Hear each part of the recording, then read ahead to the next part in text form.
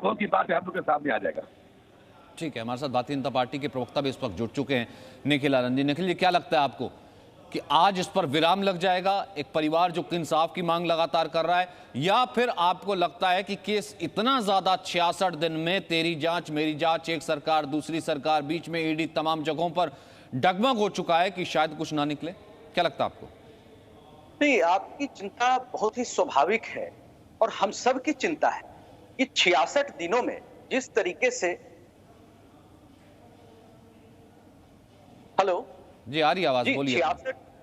66 दिनों में जिस तरीके से महाराष्ट्र पुलिस और महाराष्ट्र सरकार, मुंबई पुलिस ने गोल गोल घुमाने का काम, तमाम तथ्यों को निपटाने का काम हो रहा है, तथ्यों से छेड़छाड़ हो रहा है, अहम गवाहों को धमकाया जा रहा है।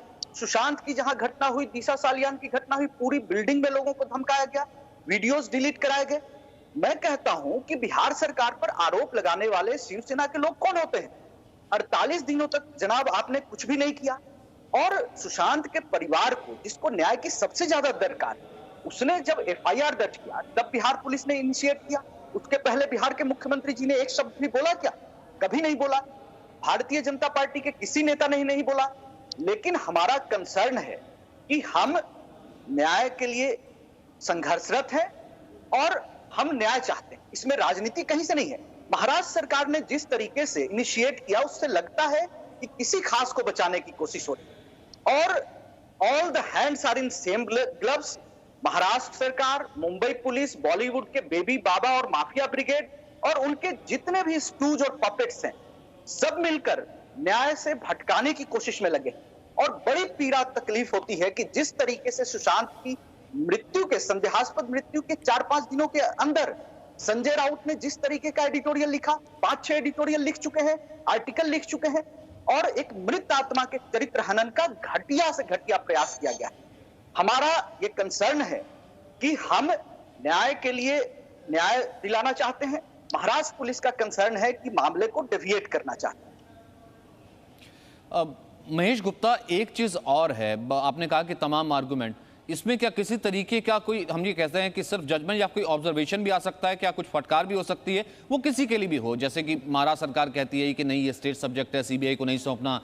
बिहार सरकार परिवार का कंसर्न लेकर के एफआईआर दर्ज कर देती है, वहां पर एफआईआर नहीं होती है। बहुत से एस्पेक्ट्स हैं। महेश, देखिए, एक चीज है, क्योंकि हम लोग भी 20 साल से सुप्रीम कोर्ट कवर कर रहे हैं, लॉ ग्रेजुएट है, एडवोकेट इसलिए नहीं है क्योंकि जर्नलिस्ट हैं। लेकिन आप खुद सोचिएगा कि दिल्ली में अगर कोई वारदात होती है, नोएडा में कोई वारदात होती है, तो क्या उसकी एफआईआर पटना में या राजस्थान में, उड़ीसा में हो सकती है? नहीं हो सकती। वो तब होती है कि जब कोई विकलांग है, कोई महिला है, कोई बच्ची है। जैसे आप बापू आसाराम के मामले में देखें अगर, तो बापू आसाराम के मामले में वो राजस्थान का मामला था, लेकिन पीड़ित लड़की थी, डरी हुई थी, तो उसने दिल्ली के कमला मार्केट थाने में एफआईआर दर्ज कराई। पुलिस ने कोई उसमें इनिशिएटिव नहीं, लेकिन ये ग्राउंड नहीं बनता कि परिवार बिहार से, क्या ये फर्क नहीं पड़ता कि परिवार बिहार से है, वो मुंबई से जाता है जब पटना, तो उसको जाकर के लगता है कि देखिए क्राइम सीन को सील नहीं किया गया, कमरा बंद नहीं किया गया, वो पुलिस से संपर्क करता है तो उसको लगता है कॉपरेशन नहीं मिलता, तो वो सरकार से वहां गुहार लगाता है। क्या ये ग्राउंड नहीं हो सकता?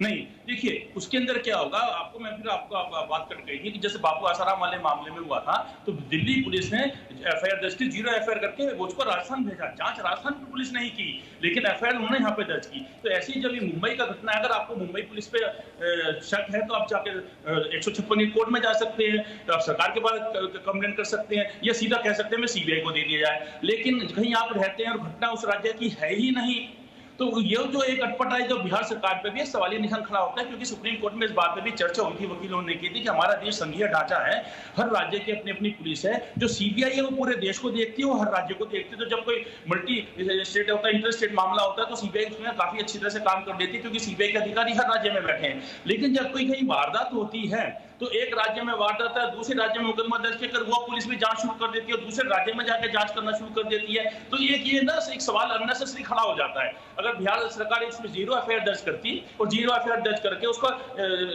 मुंबई भेज देती, और मुंबई में अगर पुलिस ढंग से जांच नहीं करती तो अपना कोर्ट जाते या केंद्र सरकार के पास जाते या सुप्रीम कोर्ट में आते या हाई कोर्ट में आते या सीबीआई जांच की मांग करते, चलता है। लेकिन मुंबई पुलिस ने जो अपना हलफनामा दायर किया सुप्रीम कोर्ट में, कहा कि इन्होंने हमारे पास आके कभी भी नहीं कहा कि इसमें एफआईआर दर्ज कीजिए, शिकायत करें। दर्ज कीजिए। इवन जो है वो सीधा बिहार गए, बिहार में जाके एफआईआर दर्ज हो गई। तो ये भी देखिए, सुशांत वाला एक मामला एक अलग है, बिल्कुल ठीक है, वो हर किसी को समझना है, हमारी आपकी सबकी है। लेकिन अगर हम कानून के हिसाब से चलते हैं तो खुद सोचिए, अगर हम नोएडा में बैठे हुए हैं तो क्या हमारे एफआईआर उड़ीसा में हो जाएगी? उड़ीसा की पुलिस जांच करना शुरू कर देगी? तो ये जो एक घटनाक्रम है, ये भी सवाल खड़ा करता है। नंबर 2, मुंबई पुलिस का जो सब हुआ है, उनका भी संदिग्ध मामला है कि अगर एक जो सुप्रीम कोर्ट का भी आदेश है, ललिता कुमारी की जजमेंट है बकायदा, कि अगर आपके पास कोई कंप्लेंट आती है, उस कंप्लेंट के अंदर कहीं ऐसा कोई तथ्य नजर आ गया कि कॉग्निजेबल ऑफेंस है, तो आप एफआईआर दर्ज कर लीजिए। एफआईआर दर्ज करने के बाद इंक्वायरी पहले होती है, एफआईआर दर्ज करने के बाद इन्वेस्टिगेशन होती है। आप एफआईआर दर्ज कीजिए, इन्वेस्टिगेशन कीजिए, उसमें कुछ नहीं मिलेगा, क्लोजर रिपोर्ट फाइल कर दीजिए। आप अननेसेसरी क्यों इतना माहौल खराब कर रहे हैं कि पूरी देश की जनता इस मामले से जुड़ी हुई है, सरकार इस मामले से जुड़ी हुई है, मीडिया इस मामले से जुड़ी हुई है। इवन हमारे प्रधानमंत्री जी नरेंद्र मोदी जी, उन्होंने तब ट्वीट किया था, और मुंबई पुलिस एक ही बात पड़ी हुई है कि नहीं, जांच जांच जांच जांच। आप एफआईआर दर्ज कीजिएगा, कुछ नहीं मिलता तो क्लोजर रिपोर्ट फाइल कर दीजिएगा। और मैं एक बात इसमें और बताना चाहता हूँ, इसमें 2 इशू हैं। इशू सिर्फ आत्महत्या का नहीं है, आत्महत्या या हत्या, एक तो इशू ये है।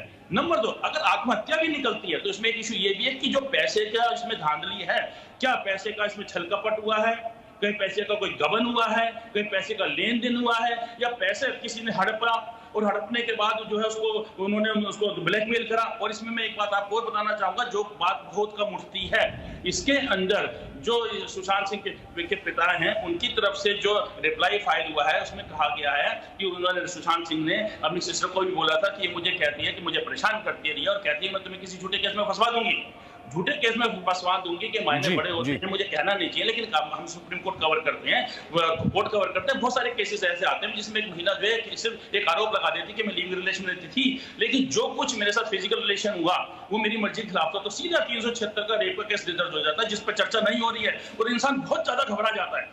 जैसे 376 का मुकदमा दर्ज होता है, पूरा कानूनी पेचीदगी है, कानूनी पहलू हैं, आपने बहुत अच्छे से दोनों तरीके से समझाया। मैं अंकुर से भी इस बारे में बात करूंगा, और एक बार ये कोशिश करेंगे कि महाराष्ट्र पुलिस, महाराष्ट्र सरकार, क्योंकि वहां पर भी ऐसा नहीं कि सिर्फ महाराष्ट्र पुलिस के बयान आ रहे हैं, महाराष्ट्र सरकार पूरे तरीके से इन्वॉल्व है, रोज संजय राउत कुछ और कहते हैं, लेकिन उससे पहले आज आने वाले फैसले पर बिहार के डीजीपी गुप्तेश्वर पांडे का क्या कहना है, ये सुनते हैं। पूरा देश आज इंतजार कर रहा है, देश की सबसे ऊंची अदालत में फैसला है, ये फैसला आ जाने दीजिए, उसके बाद ही हम बोलेंगे। लेकिन पूरा देश, 130 करोड़ आबादी आज इंतजार कर रहे हैं। आपको लगता है कि सर इंसाफ मिल पाएगा? क्योंकि जिस तरीके, मुझे तो शुरू से लगता है कि इंसाफ मिलेगा, जरूर मिलेगा।